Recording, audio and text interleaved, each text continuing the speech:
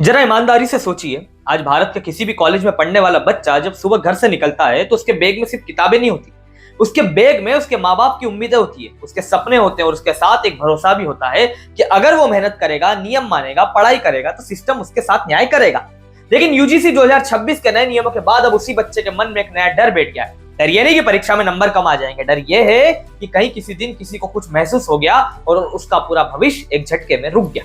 सरकार सालों से हमें एक नारा सुनाती आ रही है, सबका साथ सबका विकास। नारा सुनने में अच्छा लगता है, टीवी डिबेट में भी अच्छा लगता है और चुनावी मंचों पर तो इतना अच्छा लगता है कि लोग ताली बजा बजा कर थक जाते हैं। फिर उसी नारे का एक और अवतार आया, एक रहेंगे तो सेफ रहेंगे। लेकिन आज 2026 में खड़े होकर सवाल ये बनता है कि उस एक की परिभाषा क्या है? क्या वाकई कानून की नजर में हम सब एक है, या फिर कुछ लोग पहले से तय कर लिए गए कि वो ज्यादा सुरक्षित रहेंगे और कुछ लोग ऐसे हैं जिनके लिए सुरक्षा एक लग्जरी बन चुकी है। ये वीडियो किसी जाति के खिलाफ नहीं है, ये बात जितनी जल्दी समझ में आ जाए उतना अच्छा है। ये वीडियो ना दलित विरोधी है, ना ओबीसी विरोधी, ना एससी एसटी विरोधी। ये वीडियो उस मानसिकता के खिलाफ है जहां न्याय को पहचान के चश्मे से देखा जा रहा है। मैं एक आम नागरिक हूं और मेरा न तो काम किसी एक वर्ग का प्रवक्ता बनना और ना ही शौक, और मेरा काम इस प्लेटफॉर्म के माध्यम से सिस्टम के सामने आईना रखना है।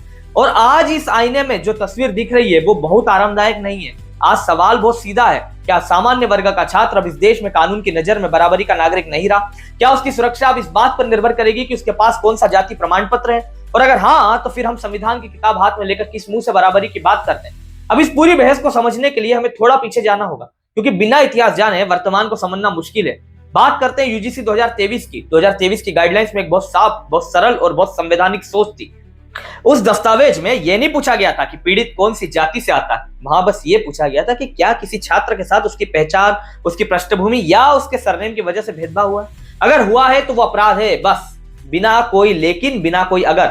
उस समय कानून ये मानकर चलता था कि अन्याय किसी एक जाति का पैटर्न नहीं है। अगर किसी ब्राह्मण छात्र के साथ उसकी जाति की वजह से भेदभाव होता है तो वो भी उतना ही गलत है जितना किसी दलित छात्र के साथ होना, क्योंकि कानून का काम तराजू पकड़ना, तलवार पकड़ना नहीं है। लेकिन 2026 में ये सोच बदल दी गई और ये बदलाव सिर्फ भाषा का नहीं था, ये बदलाव पूरे कानूनी दर्शन का था। यूजीसी 2026 के नियमों का क्लॉज 3 इस बदलाव का सबसे बड़ा उदाहरण है। इसमें मैंडेटरी कंप्लायंस की बात कही गई है। आसान भाषा में कहे तो विश्वविद्यालय प्रशासन के हाथ बांध दिए गए हैं। जैसे ही कोई शिकायत आती, प्रशासन को तुरंत कार्रवाई करनी होगी। कोई शुरुआती जांच नहीं, कोई तथ्य परखने की प्रक्रिया नहीं, कोई यह देखने का समय नहीं कि आरोप सही है भी या नहीं। अगर कॉलेज ने जल्दबाजी नहीं दिखाई तो उसकी मान्यता, उसका फंड, उसका अस्तित्व खतरे में पड़ सकता है। अब जरा कॉलेज प्रशासन की जगह खुद को रखकर देखिए। सामने एक शिकायत है, पीछे यूजीसी का डर, ऊपर सरकार का दबाव। ऐसे में कॉलेज क्या करेगा? वो सच की तलाश करेगा या खुद को बचाने का रास्ता चुनेगा? और अक्सर जवाब दूसरा ही होता है, क्योंकि सिस्टम में नैतिकता से ज्यादा डर काम करता है। लेकिन असली समस्या यहां से शुरू होती है। 2026 के नियमों में एनी कास्ट जैसे शब्दों को हटा दिया गया। अब नियमों का फोकस सीमित हो गया, एससी एसटी ओबीसी, महिलाएं और दिव्यांग। इसका मतलब ये हो गया, अगर कोई सामान्य वर्ग का छात्र अपनी जाति की वजह से अपमानित होता है, मानसिक रूप से प्रताड़ित होता है या टारगेट किया जाता है, तो तकनीकी रूप से वो इन नियमों के तहत पीड़ित ही नहीं माना जाएगा। जरा रुककर इस वाक्य को दोबारा पढ़िए, क्योंकि यहीं पर पूरी बहस की आत्मा छुपी है। क्या सुरक्षा अब मौलिक अधिकार नहीं रही? क्या अब सुरक्षा एक चयनात्मक सुविधा बन चुकी है जो कुछ पहचान वालों को मिलेगी और कुछ को नहीं? और अगर ऐसा है तो फिर संविधान का आर्टिकल 14 का क्या मतलब रह जाता है? और बात यही खत्म नहीं होती। 2012 के पुराने नियमों में झूठी शिकायतों के खिलाफ कुछ सुरक्षा प्रावधान थे। यानी अगर कोई शिकायत झूठी साबित होती थी तो शिकायतकर्ता की भी जवाबदेही तय होती थी। लेकिन 2026 में वो सेफ गार्ड्स हटा दिए गए। मतलब अब अगर कोई झूठी शिकायत करता है और बाद में वो झूठी साबित भी हो जाती है, तब भी शिकायतकर्ता के खिलाफ कोई ठोस कार्रवाई तय नहीं है। यही वो बिंदु है जहां से न्याय डर में बदलने लगता है। अक्सर समाज में तर्क सुनने को मिलता है, अरे सामान्य वर्ग को कानून की सुरक्षा की क्या जरूरत है, वो तो सक्षम होते हैं। ये तर्क सुनने में बहुत आसान लगता है, लेकिन जमीनी हकीकत इससे बिल्कुल अलग है। आज सामान्य वर्ग का एक बहुत बड़ा हिस्सा आर्थिक रूप से कमजोर है, ईडब्ल्यूएस है, ना उसके पास राजनीतिक पहुंच है, ना महंगे वकीलों की फौज है, ना मीडिया का सपोर्ट है। और जब कानून एक तरफा झुक जाता है तो बच्चा पूरी तरह से अकेला पड़ जाता है। यह एक बहुत जरूरी फर्क समझना होगा, जिसे अक्सर जानबूझकर गड़बड़ा दिया जाता है। आरक्षण और सुरक्षा के बीच का फर्क। आरक्षण अवसरों की समानता के लिए, उसका मकसद ऐतिहासिक रूप से पिछड़े वर्गों को आगे बढ़ाना है। लेकिन सुरक्षा एक बुनियादी मानव अधिकार है। सुरक्षा ये नहीं देखती कि आप कौन है, सुरक्षा ये देखती है कि आपके साथ गलत हुआ है या नहीं। इन दोनों को मिलाकर ये कहना है कि अगर एक को सुरक्षा देंगे तो दूसरे को नहीं देंगे, न्याय नहीं, नीति का असंतुलन है। सरकार का तर्क है कि वंचित वर्गों को सुरक्षित माहौल चाहिए क्योंकि समाज में भेदभाव की जड़ें गहरी है।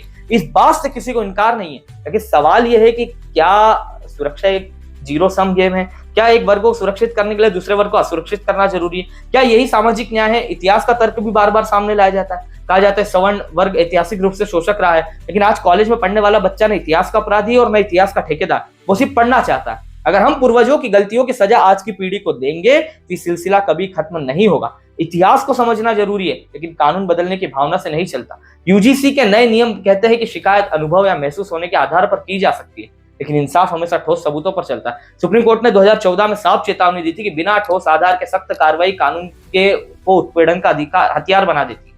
और आज कैंपस में यही डर फैल रहा है कि कहीं कानून पढ़ाई से ज्यादा ताकतवर न हो जाए।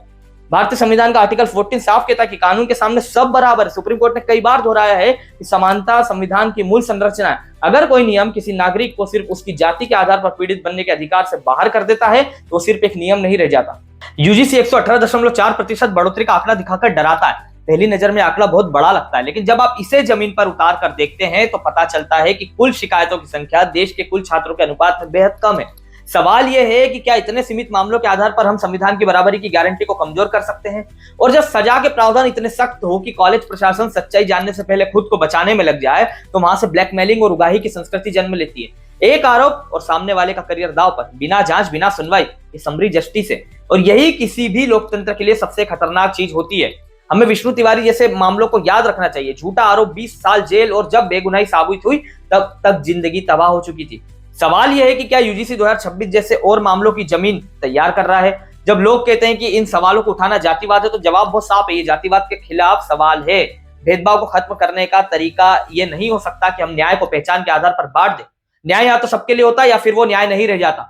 अब बात समाधान की। शिकायत के साथ कानूनी हलफनामा होना चाहिए, झूठी शिकायत पर सख्त कार्रवाई होनी चाहिए, किसी भी छात्र को सजा देने से पहले स्वतंत्र संबद्ध जांच होनी चाहिए, और सुरक्षा को फिर से एनी कास्ट के दायरे में लाना चाहिए, क्योंकि संविधान किसी एक पहचान का नहीं, पूरे देश का है।